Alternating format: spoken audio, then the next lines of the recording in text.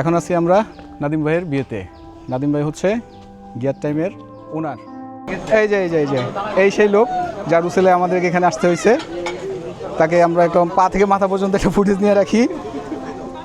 আচ্ছা, আমার সাথে আছেন ইব্রাহিম ভাই, অনেকদিন পরে ওনার সাথে দেখা, একটা উপলক্ষে আসলে উপলক্ষ ছাড়া এখন আর দেখা সাক্ষাৎ করার সময় হয় না। আছে একদম পিওর গ্রামীণ পরিবেশের মধ্যে, ঢাকা থেকে বেশ খানিকটা দূর, গোপালগঞ্জ মুকসুদপুর উপজেলা। এলাকার নাম হচ্ছে কি? আচ্ছা, লোহাচড়া সম্ভবত ইউনিয়ন বা কিছু একটা হতে পারে আর কি। এই হচ্ছে আমাদের নাদিম ভাইয়ের গেট। যদিও গেটের মধ্যে কোনো নাম টাম লেখা নাই। এখন পাবলিক যদি আমাকে জিজ্ঞাসা করে যে এটা যে কার গেট, সেটা বুঝবো কীভাবে? সো আসলে এটা আপনাদেরকে প্রুফ করা কঠিন যে এটা নাদিম ভাইয়ের গেট নাকি অন্য কারো ফুটেজ নিয়ে দিয়ে দিতেছি, ঠিক আছে? যাক, নাদিম ভাইকে পরে বলতে হবে যে ভাই গেটের মধ্যে অন্তত একটা নাম দেওয়া উচিত ছিল, নাকি বলেন? তবে ভাই আপনার গেটে একটা নাম দেওয়া উচিত ছিল। এখন পাবলিক যদি আমাকে জিজ্ঞাসা করে যে এটা যে কার গেট, সেটা বুঝবো কীভাবে, তাই না? অ্যাটলিস্ট একটা ছোটো করে পাসপোর্ট সাইজের ছবি দিয়ে একটা নাম দিতেন, ছোট্ট একটা পাসপোর্ট সাইজের ছবি, সাথে গিয়ার টাইম, তাহলে তো বুঝতে পারতো পাবলিক, তাই না? গিয়ার টাইম অন্তত লাগানো উচিত ছিল, তাই না?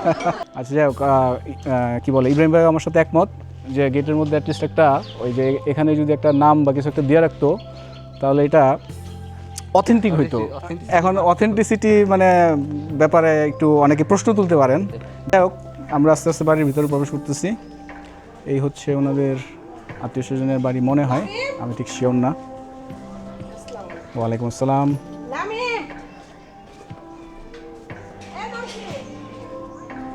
গ্রামের বাড়ির বিয়েতে অনেকদিন পরে আসা হয়েছে, যদিও আমাদের গ্রেট ইব্রাহিম ভাই সকাল 11টায় চলে আসছে, যদিও উনি আমার জন্য অপেক্ষা করতেছে। সো থ্যাংক ইউ ইব্রাহিম ভাই আমাদের জন্য অপেক্ষা করার জন্য। আমি ভাবছিলাম অবশ্য যে উনি প্রথম শ্রেণীর নাগরিক হিসেবে প্রথম কাতারে বসে প্রথম ভাগের খাবার খেয়ে নিচ্ছে কিনা আল্লাহ পাক জানে, কিন্তু উনি সেটা করেন নাই, কারণ উনি হচ্ছেন একজন খুব ভালো মানুষ। হ্যাঁ, সেটাও তো কথা, ভাইরে রেখে কেমনি খেয়ে ফেলেন। আচ্ছা, যাই হোক, এই হচ্ছে আমরা বাড়ির ভিতরে প্রবেশ করতেছি, খাওয়া দাওয়া চলতেছে। এই হচ্ছে, চলেন ইব্রাহিম ভাই একটু ভিতরে ফুটেজগুলো নিয়ে নিই। খাওয়া দাওয়া চলতেছে। আমরা ওইসব প্রথম বেসে বসতে বলছিল, কিন্তু প্রথম বেসে আমাদের বসা হয় নাই। আমরা সেকেন্ড বেসে হয়তো বসতে পারি। এই হচ্ছে নাদিম ভাইদের মূল বাড়ি, যেটাতে আমরা আসছি কিছুক্ষণ আগে, রেস্ট নিতেছিলাম। এ হচ্ছে নাফি, নাদিম ভাইয়ের ভাই। নাফি, কিছু বলো, তুমি এভাবে বসে আছো কেন? তোমার এটা ইউটিউবে যাবে, তোমার প্রমোশন আসবে, গিয়ার টাইমের প্রমোশন আসবে, তোমার কিছু বলতে হবে না? কি আশ্চর্য!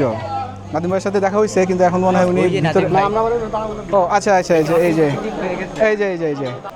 আমার সাথে তো আপনার ফুটেজ নাই। আমাদের ফ্যামিলি সহ আসার কথা ছিল, কিন্তু আজকে আসতে পারিনি আনফর্চুনেটলি, বাট আমি আসছি। দোয়া করবেন আমাদের নতুন দুলহামিয়ার জন্য। চলেন আমরা একটু সাইডের ইয়াগুলো নিয়ে আসি দেখে। এই পাশটাতে মনে হচ্ছে যে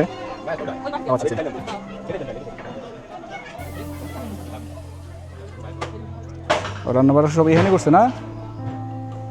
ওই বলছিল যে পিছনের দিকে আছে, ব্যবস্থা আছে, এখানেই করবে আর কি।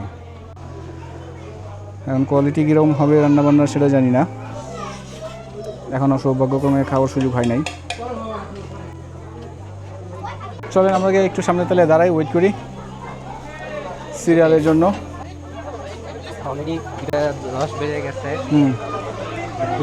ভাইয়ের ক্ষুধা অনুভূত হইতেছে, আমরা তাহলে ওয়েট করি।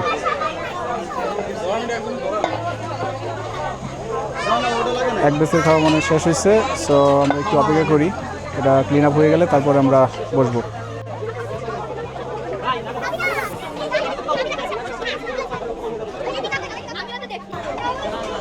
বাচ্চার দল আসছে অনেক।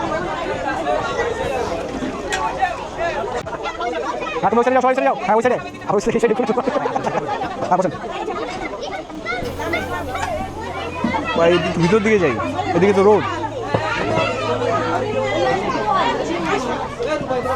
ভাই আমার ছবি বয়ে বললেন একটা সিট রাখেন। আমি তো মানুষ খারাপ, এতক্ষণ ওয়েট করে এখন শেষের দিকে আচ্ছা ঠিক আছে।